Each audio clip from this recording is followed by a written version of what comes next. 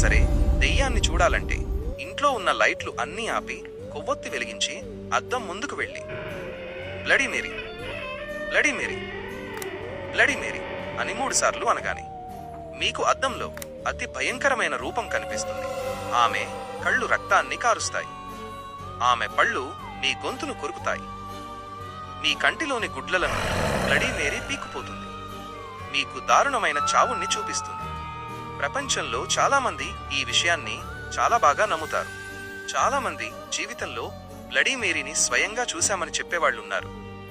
చాలామంది ఆ bloody Mary చేతిలో చనిపోయిన వారున్నారు. కనుగుడ్లు వేరు చేయబడ్డాయి. వాళ్ల గొంతు కొరికి రక్తం తాగబడింది. ఇప్పుడు బ్లడీ మేరీ రియల్ స్టోరీ గురించి తెలుసుకుందాం. చాలా రోజుల క్రితం మేరీ అనే అమ్మాయి ఉండేది. ఆమె అంత అందంగా ఉండేది కాదు. ఎప్పుడూ అద్దంలో చూసుకుని చాలా బాధపడేది.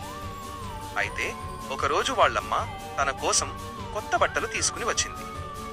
ఆ బట్టలు వేసుకుని మేరీ చాలా అందంగా ఉన్నానని భావించేది. ఎప్పుడు ఆ బట్టలు వేసుకుని అద్దం ముందు కూర్చుని చూసుకుంటూ ఉండేది. ఒకరోజు ఉన్నట్టుండి మేరీ ఇల్లు మంటల్లో కాలిపోయింది. కాని మేరీ మాత్రం అద్దం ముందు కూర్చుని తనను చూసుకుంటూ సజీవ దహనమైంది. అప్పటి నుండి అద్దం ముందు ఎవరు ఆమె పేరు తలుచుకున్నా వారిని చంపడం మొదలుపెట్టింది. బ్లడీ మేరీ గురించి ఇంకో కథ కూడా ప్రాచుర్యంలో ఉంది. అది ఏమిటంటే, బ్లడీ మేరీ ఒక మంత్రగత్తె. ఆమె అందంగా తయారవడం కోసం ఆడవాళ్లను చంపి వాళ్ల రక్తంతో స్నానం చేసేది. ఈ విషయం చుట్టుపక్కల వాళ్లకి తెలిసి బ్లడీ మేరీని అందరూ కలిసి కాల్చి చంపేశారు. అందువల్ల ఎవరు తనను తలుచుకున్నా సరే వాళ్లను చంపడం మొదలుపెట్టింది. ఇప్పటి వరకు బ్లడీ మేరీ చేతిలో చనిపోయిన వారు చాలా మంది ఉన్నారు. ఎవరైతే తనను నమ్మి తలుచుకుంటారో వారిని చంపడానికి తను తప్పకుండా వస్తుంది. ఈ స్టోరీ ప్రపంచంలో చాలా మంది విన్నది, అలాగే అనుభవించిన రియల్ స్టోరీ.